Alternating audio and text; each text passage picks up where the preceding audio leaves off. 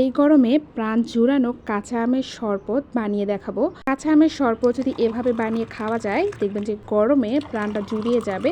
কাঁচা আমের শরবত বানানোর জন্য এখানে লাগতেছে, প্রথমেই নিয়েছি আমি 2টা কাঁচা আম। কাঁচা আমগুলো কেটে নিতে হবে, আর মুখের অংশগুলো কেটে একটা পিলারের সাহায্যে ছিলে নিতে হবে। তবে আমি 2 গ্লাস শরবত তৈরি করব, এই জন্য 2টা আম নিয়েছি। আর আপনারা চাইলে এর থেকে বেশি আম দিয়ে শরবত তৈরি করতে পারেন। পরিবারের সদস্য অনুযায়ী আপনারা শরবত তৈরি করবেন। আমগুলো ভালোভাবে ছিলে নিতে হবে যেন সবুজ অংশগুলো না থাকে। তো 2টা আম ছিলে নেওয়া হয়ে গিয়েছে, এখন আমগুলো কেটে নিব। তবে মাঝের যে বীজের অংশটা রয়েছে সেইটা বাদ দিয়ে কেটে নিতে হবে। আম খাওয়া আমাদের শরীরের জন্য অনেক উপকারী। আমাদের ত্বক আর চুল ভালো রাখে, ডায়াবেটিস নিয়ন্ত্রণে রাখে, কোষ্ঠকাঠিন্য দূর করে, ওজন কমাতে সাহায্য করে, আমাদের শরীরের রোগ প্রতিরোধ ক্ষমতা বাড়ায়।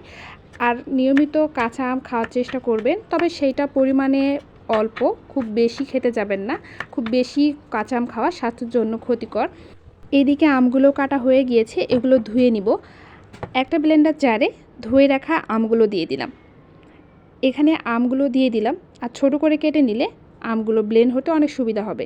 আর এখানে দিয়ে দিব পুদিনা পাতা, আর 5-6টা পুদিনা পাতার আগা দিয়েছি, আর একটা কাঁচামরিচ। কাঁচামরিচটা দিলে সুন্দর একটা ফ্লেভার চলে আসবে, আর খেতে বেশ ভালো লাগবে। আর দিয়ে দিব 1 ফালি লেবু। 1 ফালি লেবু দিয়ে দিচ্ছি, লেবুটা অবশ্যই দিবেন, লেবুটা সুন্দর একটা ফ্লেভারের জন্য দিয়ে দিচ্ছি। কাঁচা আম এমনি থেকে অনেক টক, আমি শরবত তৈরি করব, এই জন্য চিনি দিয়ে দিব। আমি 3 টেবিল চামচ পরিমাণ চিনি দিয়ে দিচ্ছি। কাঁচা আমে টক বুঝে আপনারা মিষ্টিটা দেওয়ার চেষ্টা করবেন, তবে আমার এই আমে অনেক টক ছিল, এই জন্য মিষ্টির পরিমাণটা বাড়াই দিয়েছি।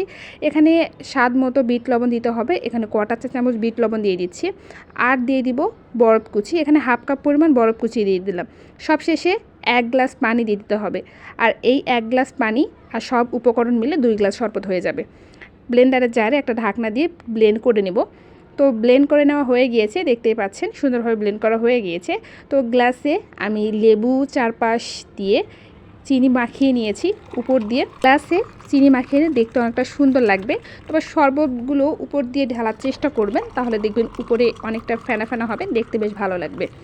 তো তৈরি হয়ে গেল আমার এই আমের শরবত। তবে আর একটু সুন্দর দেখানোর জন্য আমি যে কাজটা করব, উপর দিয়ে আমি 2টা পুদিনা পাতা দিয়ে দিব। পুদিনা পাতা দিলে দেখতে অনেকটাই ভালো লাগবে।